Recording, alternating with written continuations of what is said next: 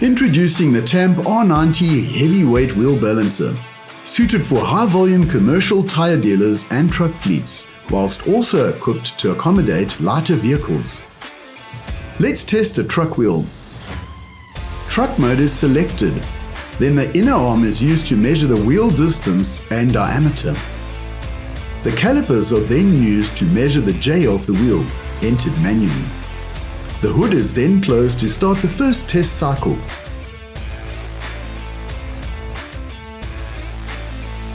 The wheel is adjusted until all 6 LEDs on the left are lit.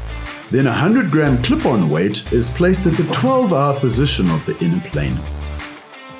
The wheel is then further adjusted until all 6 LEDs on the right are lit. Then a 400-gram clip-on weight is placed at the 12-hour position of the outer plane.